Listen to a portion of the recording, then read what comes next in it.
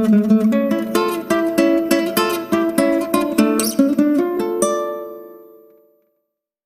semuanya, selamat datang di Novel Time. Semoga suka dengan ceritanya. Tapi pastikan kalian sudah like, komen, subscribe dan share ya. Agar Mimin lebih semangat buat kontennya. Tak disangka kalian semua sangat suka sama anak-anak. Kalau begitu kenapa kalian malah bilang kalian semua pada nggak mau nikah? Tanya Laras. Gak sama dong. Laras, masalah lamaran, kamu jangan nanya-nanya Askara, anggap aja kamu nggak tahu masalah ini, kata Ben. Betul, pokoknya kita nggak bakal setuju.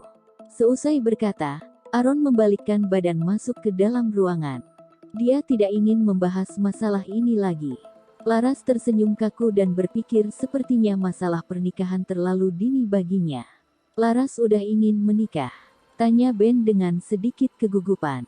Jujur saja, Laras tidak pernah berpikir mengenai masalah pernikahan. Lagi pula, dia juga tidak memiliki orang yang disukainya saat ini. Sebelumnya, dia memang ingin menikah dengan Jody. Tapi semua itu hanya masa lalu saja. Dan saat ini, dia tidak berpikir demikian, dia tidak ingin meninggalkan abang-abangnya. Mereka semua tidak ingin menikah, dan jikalau Laras menikah, mereka pasti akan merasa sedih. Kepikiran hal ini, Laras pun merasa tidak tega, seolah dirinya akan melepaskan abangnya saja. Kemudian, Laras pun menggelengkan kepala. Aku udah cukup bahagia kok bisa bersama dengan kalian semua. Seketika terlihat senyuman lembut di atas wajah Ben, dia lalu memeluk erat adik kesayangannya. Lia, siapapun gak boleh nikahin kamu, kita gak bakal setuju. Laras lalu kembali duduk di atas sofa. Dan beberapa detik kemudian, keenam anak-anak masing-masing menggenggam segelas air ke sisi Laras. Mereka lalu dengan riang mengerumuni Mama dengan mata berbinar-binar.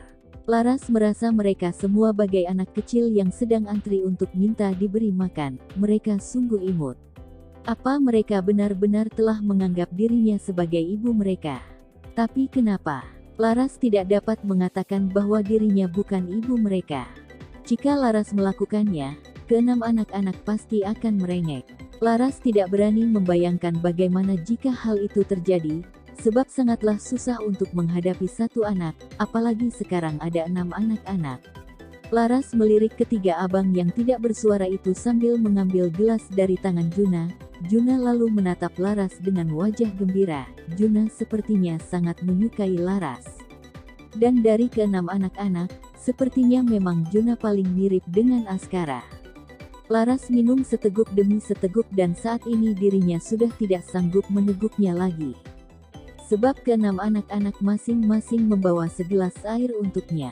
Laras tidak mungkin menghabiskan 2 gelas di antara mereka saja. Jadi dia pun memaksakan dirinya untuk menghabisi semuanya. Kemudian, keenam anak-anak memanjat ke atas sofa dan berdempetan dengan Laras. Mereka seolah sedang bermanja-manja dengan ibu mereka sendiri. Mama, rupanya selama ini Mama tinggal di sini, ya. Kenapa nggak pulang cari kita dan Papi? Tanya Jani. Apa yang seharusnya dijawab Laras? Laras pun kebingungan. Mama lebih suka tinggal sama paman-paman, ya. Tanya Kamala. Laras berkeringat dingin. Kalau nggak tinggal bareng mereka, memangnya aku bisa tinggal bareng siapa? Mama nggak suka film musim dingin lagi. Tanya Arga. Argina cemberut menatap wajah ibunya kemudian menggelengkan kepala. Jangan nggak suka, Mama harus suka. Laras kebingungan. Di mana film musim dingin? Mama harus pulang ke film musim dingin. Kita harus tinggal bersama. Perintah Juna. Laras mengedipkan matanya. Bosi banget si Juna ini.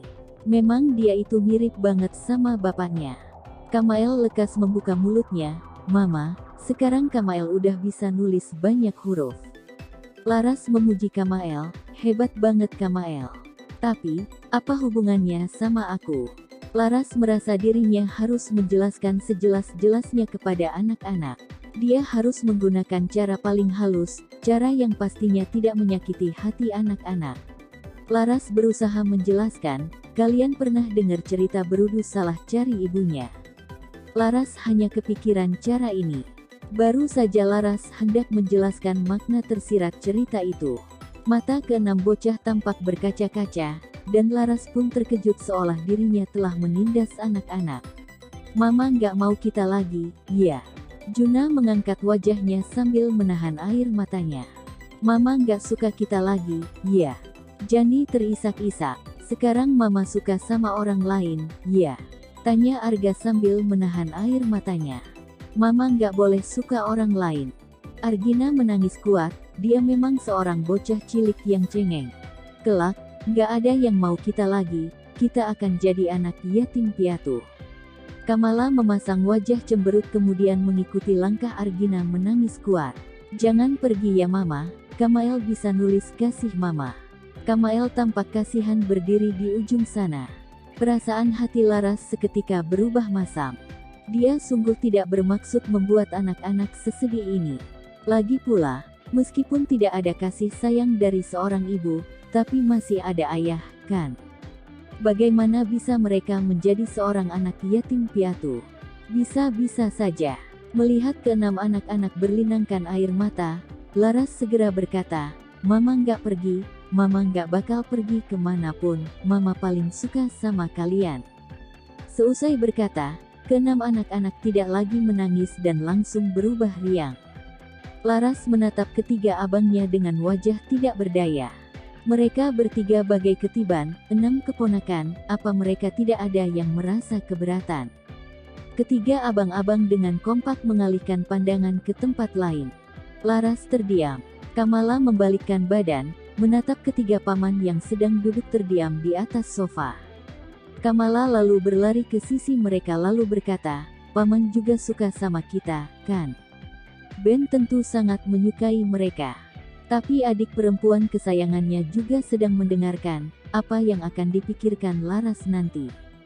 Bagaimanapun mereka tidak mungkin akan menyetujui lamaran Askara. Kamala merangkak ke atas sofa, memeluk paksa wajah Ben dan bibir kecilnya langsung mengecup pipi Ben. Tangan kecil mulus dan juga bibir mulus Kamala membuat Ben tertegun. Ya, Kamala menatap dengan penasaran. Aaron menepuk jidatnya, dia tidak sanggup melihat tingkah adiknya. Laras terkejut, Kak Ben, kamu mimisan nih.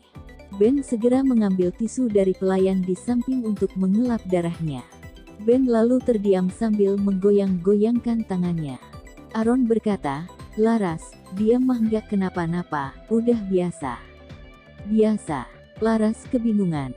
Arga berlari ke hadapan Ben dan bertanya, Paman, katanya kamu punya banyak pisau. Beneran? Ya, pisau aku sangat banyak, sangat hebat, nggak terkalahkan. Ucap Ben. Juna dan Kamael berlari ke hadapan Aaron. Juna lalu berteriak, pistol Paman Aaron ada sebanyak pisau Paman Ben. Tentu ada.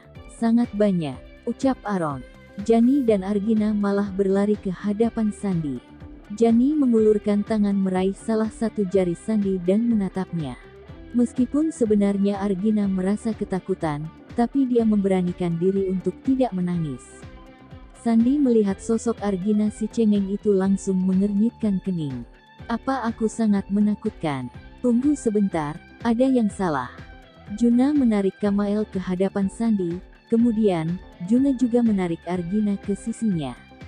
Sekarang, jadinya Jani dan Kamael berhadapan dengan Sandi. Si gendut dan lugu Kamael menatap lama Sandi. Apanya yang salah? Apa ada strategi di dalam ini? Sandi menundukkan kepala menatap sosok Kamael. Dia berpikir dalam hati, si bocah Juna menyukai pistol jadi dia pergi mencari Aaron. Si Arga menyukai pisau jadi pergi mencari Ben. Jadi, apa yang dia sukai? Kamael terlihat tidak begitu pintar. Laras melihat gambaran aneh dan sepertinya dia tidak bisa mempercayai matanya. Ketiga abang yang biasanya beraura membunuh, malah bisa merasa canggung hanya karena keberadaan keenam bocah cilik. Terima kasih semuanya, jangan lupa like, komen, subscribe dan share-nya ya.